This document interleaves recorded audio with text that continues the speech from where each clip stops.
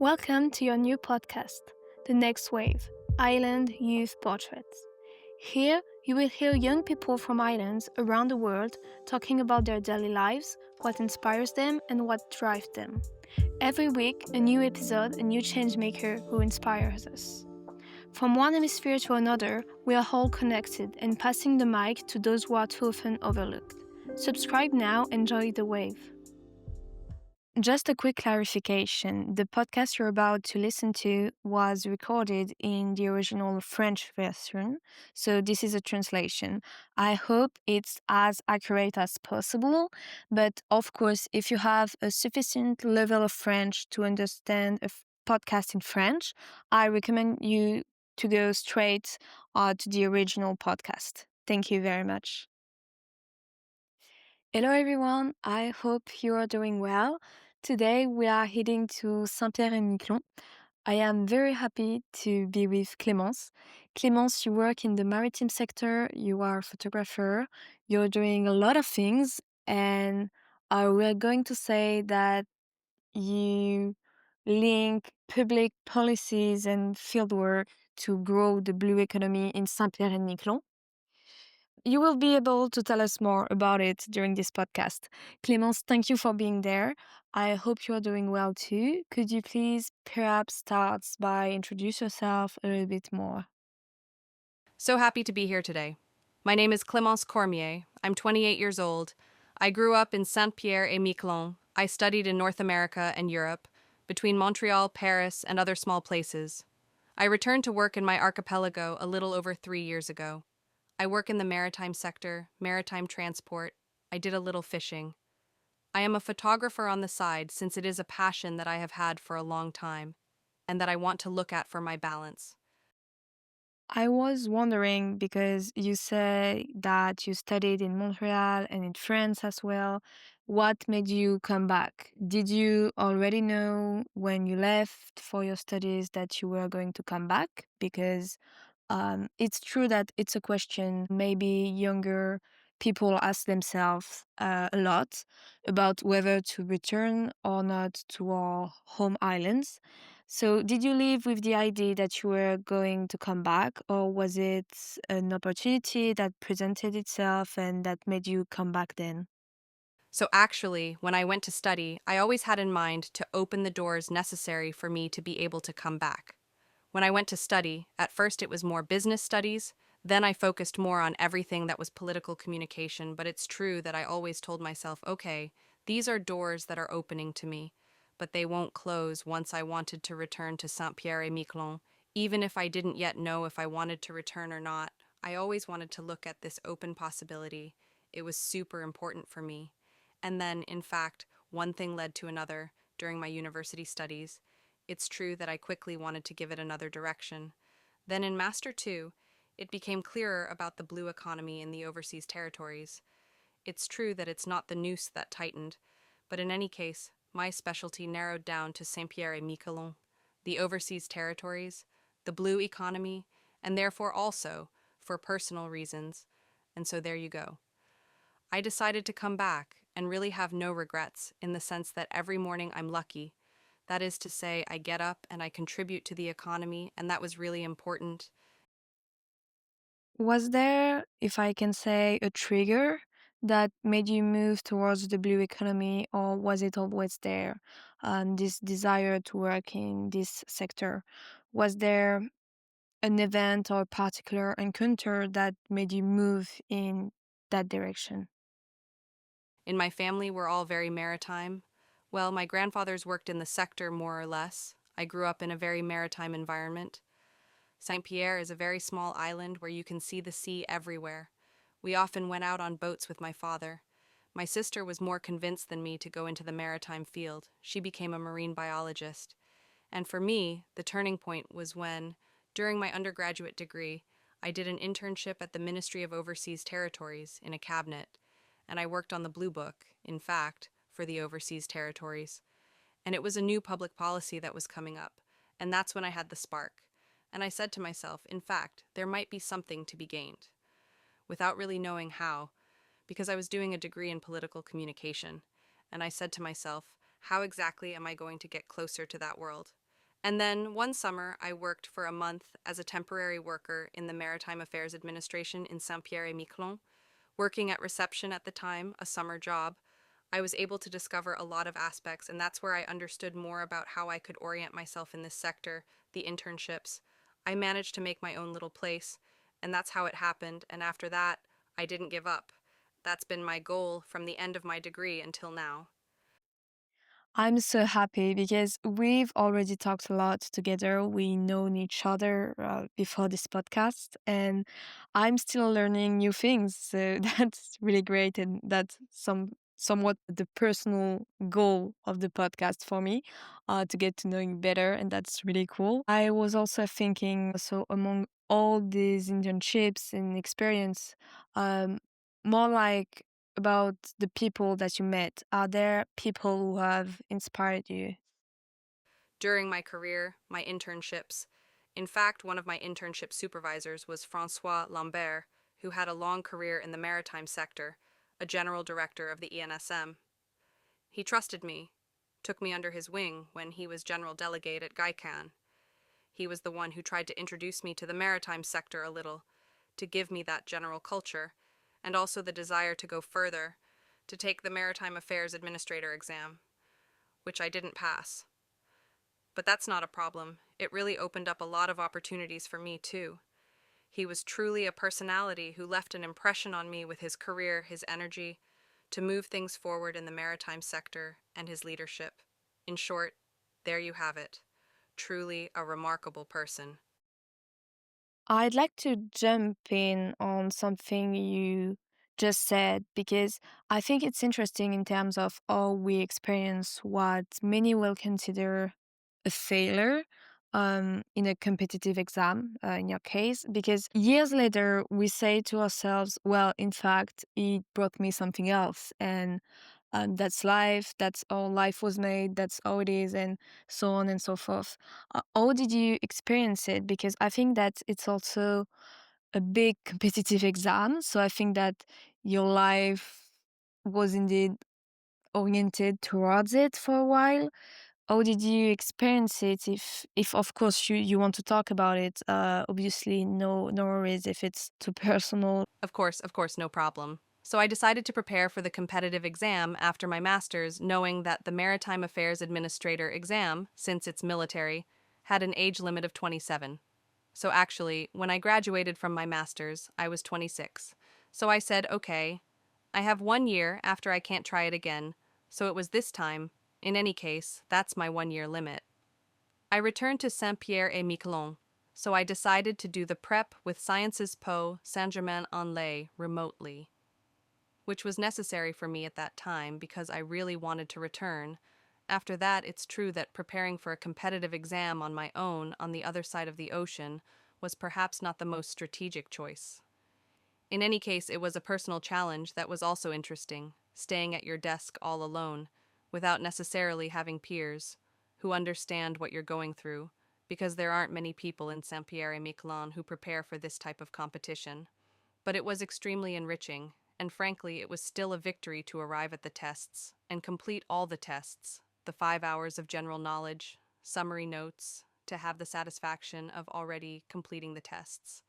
And then it also allowed me to have a year where, philosophically, I had to come to terms with the fact of not having it. It's a super selective, super complicated competition. It also allowed me to prepare for these two eventualities. There were still two big choices that emerged.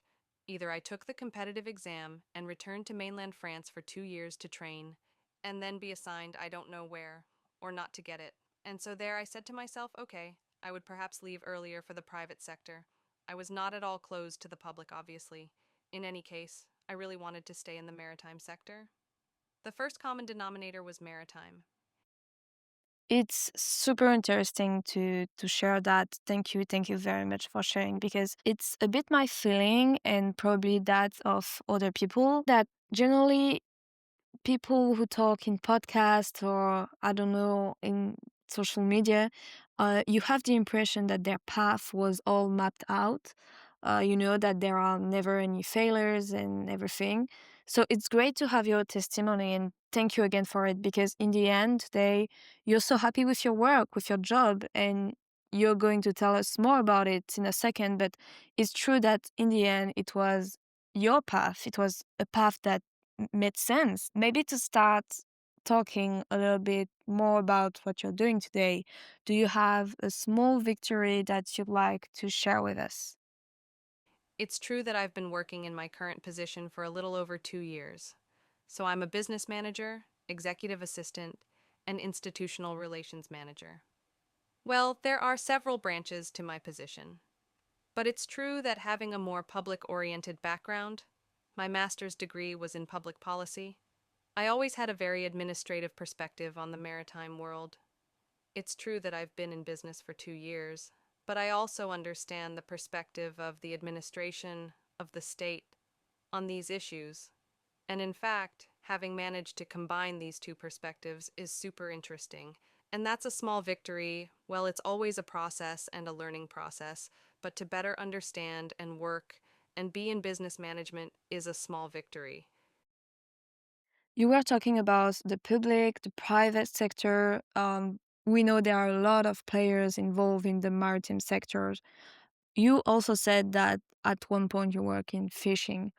I imagine, given your position, that you don't have a like typical day, but are there any players with whom you interact in particular? Yes, that's it. I'm going to work more in relation to transport at the moment, knowing that the group I work for operates a public service concession for the state to supply the island every week. We have a ship that supplies Saint Pierre and Miquelon every week from Halifax in Canada. It's true that my contacts are both within the company. They are also external actors in the archipelago because, yes, they are the institutions. Also in Canada, in Halifax, and then sometimes also elsewhere internationally. In France, since the goods come from everywhere too. It's true that, as you said, there really is no typical day. Day to day, we solve problems, we meet new people, there are new factors that come into play, and the fact is that the machine has to run. Quick question, because we've been talking a lot about the terms blue economy for a while now. Today, what does the blue economy mean? Um, Perhaps more specifically, what does the blue economy mean in Saint Pierre and Miquelon? But if you want to talk about it in general, because I imagine you have a lot of knowledge on the subject, it might be interesting for the people listening to know better what it is. I mean, when you're saying blue economy. So the blue economy can actually bring together a lot of sectors: maritime transport, fishing, and more recently other sectors that are being launched, such as seaweed farming. It can also be nautical, so anything related to pleasure craft, port activities in the broadest sense. Well, what's interesting about the blue economy is that it touches on a lot of subsectors, it really mixes a lot of things, and that's what's super interesting. More specifically, in Saint Pierre and Miquelon, through our history, we are a population that settled on this island because of fishing, and today we are going to, given that the resources are no longer what they were. 1990 is really the date that changed the economy of Saint Pierre. That is to say that from one day to the next, we no longer had the right to fish cod, and so the economy collapsed. Almost 70% of the population no longer had work.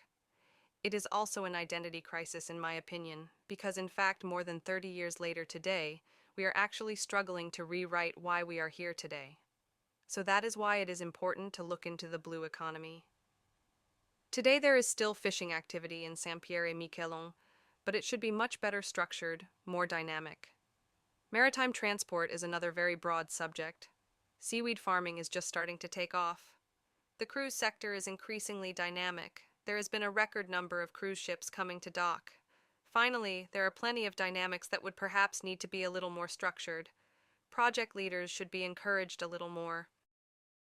That's super interesting. I was wondering, in relation to what you were saying about Saint Pierre and Miquelon, about your history, what you analyze today as a crisis of identity, let's call it.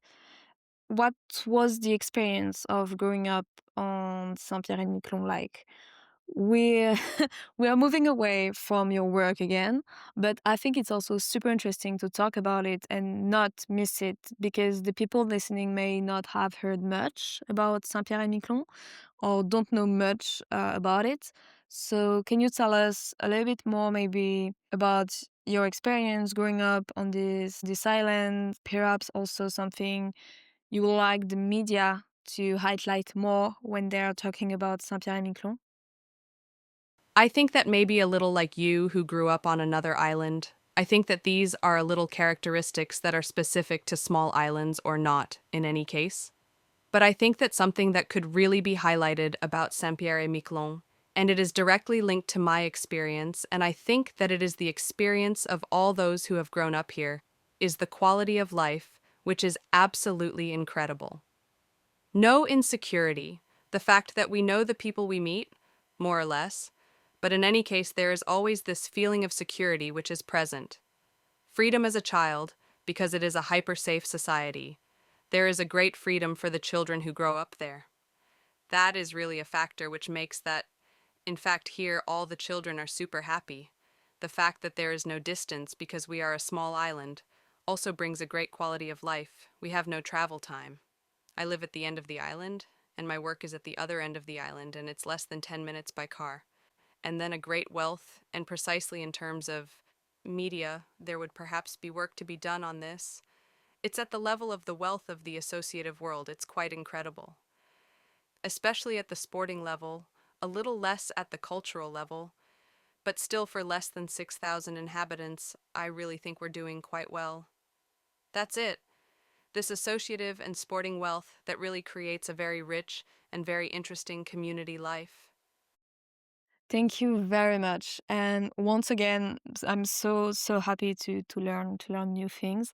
I remember you telling me that many people were leaving for Canada because it's closer. But in your case, for example, you returned to Saint Pierre and Miquelon for your career. Is that the choice of the majority, or are there problems, barriers for young people to return? Or do you feel Saint Pierre and Miquelon is I know it's not the good word, but like is managing its youth? Oh, but it's a real issue. It's true that here most young people leave around 18. In fact, between 18 and about 23, 24, 25, there aren't many young people. There are young people up to 18, and then they're in their late 20s, early 30s like me. So there's a bit of this gap in terms of youth, which is normal. But it's true that when you come back, sometimes you have to find your place in all that. For those who come back, because there are some who leave for other horizons, who have studied that opens many doors for them, and are therefore drawn in, well, that's a completely classic brain drain, let's say. But some come back, some want to come back, maybe that's it. There's support that could be provided for young people who are trained in a field that could be useful for the archipelago. I think we are very well supported during these studies with the local authority, the scholarship service, which supports us on a lot of aspects. I think that it is precisely the post-study period that should really have an emphasis. I think there would really be a way to catch up with certain people. Many, in fact, are not closed to coming to settle in the archipelago. Not long ago, an engineer found work here while saying, "But in fact, I would not have believed found work. I would not have believed that certain companies would be ready to hire, or even that there was simply space on the job market." I think there is really work to be done between the economic world, the administrative moment, but especially the economic world, because it is my choice to develop the economy for the archipelago, the students, and then the local authority, which bridges the two. I think there is really work to be done on this, on the return of young people, and then on what young people do when they return. So regarding youth, and I was thinking maybe regarding youth and the ocean, because we both met at the United Nations Ocean Conference this year, and you were in the Blue Zone, which is the official negotiating space reserved for delegates. I was actually wondering if you have any advice for young people so that they might be more interested in your sector, so that they can be more involved also in the ocean. Sorry, I know it's a super broad question, but if you have any ideas. I think Given that you were there too, I think you'll agree. But the climate emergency is such a common interest for the younger generations. Once we take a little interest in this climate emergency, in ecology, we quickly become interested in the blue world, in everything that is attracted to the ocean. I think that can be a very interesting and very effective lever, quite simply to attract talent and to generate interest. Frankly, after that, there are so many very interesting projects. At UNOC, I discovered coral gardeners from French Polynesia. Frankly, the young man who launched this is so inspiring, 27 years old, and he's now the head of a global NGO. Anyway, it's this type of project that I think can very quickly speak to young people and that we could perhaps adapt for other islands. There you go, and just the fact of being able to excite young people about maritime issues would already be. I was wondering if I give you, let's say, fundings, let's say you have the money you need, you have the budget for it. Is there a specific action or a startup, a company, I don't know, that you're launching, that you're setting up tomorrow morning? I think it would be in fishing. Without going into the details of the fishing industry in Saint Pierre and Miquelon, I am sincerely convinced that there are many things to do here. And I think so, that's it, starting a business. Without talking about business model and market research, I think that a business that harvests everything that is produced from the sea in Saint Pierre and Miquelon. I'm thinking in particular of sea cucumber. Yes, it's very sexy, but also algae, and really creates high added value products like cosmetics. First of all, thank you for your answer. Could you, because it's something I learned while talking with you at the United Nations Ocean Conference. And even if it's not very sexy, as you said, can you talk a little bit more about the sea cucumbers? Because I found it super interesting, undervalued, underestimated. It's true that algae, I mean, they are starting to become sexier. It's a bit trendy for beauty and so on. But the sea cucumber, I was super interested, sorry, in what you told me at UNOC. So I discovered the sea cucumber while working in the fishing world here, but it's a fascinating animal that isn't at all sexy, again, since it really has the appearance of a brownish black cucumber. Well, it's not very glamorous when you look at it like that, but in fact, it's really a fascinating animal that's a bit like the vacuum cleaner of the seas, a benthic species we call it. So it lives on the bottom of the sea. It eats all the waste, in fact, from the marine world. It's an animal that has been really more valued in Asia for symbolic and medicinal reasons. It's an animal that has been widely consumed, and still is, still widely consumed in Asia. But it has been the victim of a lot of overfishing. The main deposits worldwide are almost all affected by overfishing. In Saint Pierre and Miquelon, we have a deposit that is interesting, and very well managed. Here it is, and it is really Cucumaria frondosa not to name it. It is true that it has extremely interesting medicinal virtues. I think that research has not finished finding advantages in consuming this sea cucumber, anti-carcinogenic. In any case, it is very, very good for health. In the West, it is very little known yet. It is really interesting, and it is once again an animal which is necessary for the balance of all this maritime ecology. Very interesting. Thank you very, very much. I definitely want you to tell us about the place of photography in your life. I know I'm again changing the subject. You said in the introduction that it's a passion that you've had for a very long time. And I think it's great that you're the proof that people manage to have a job, to be a businesswoman, and alongside to pursue a passion. And in the end, you don't necessarily make a 100% choice on one or the other. Yes, so as you say, we don't always have to make a specific career choice. I think it's interesting to juggle other passions, but also to meet other people. We don't meet the same people in the business world and in the artistic world. And that's good too. It's other balances, other dynamics. It's super important for me. I'm selling my island, but it's really absolutely magnificent. It's autumn, the most beautiful season with the lights. I'm a bit of a photographer who does lots of things. I do landscapes with exhibitions and I do prints. I'm also going to do some weddings in the summer. Family portraits, which actually allows me to also meet my community, to meet people differently. And that's also a privilege. These are families who grant you the right to immortalize a rather intimate moment. And that's always a big responsibility, but always a lot of emotions to try to make beautiful things, beautiful memories for people. When people are very happy and thank me for their photos, that's really why I do this job. It's really being able to offer people these memories.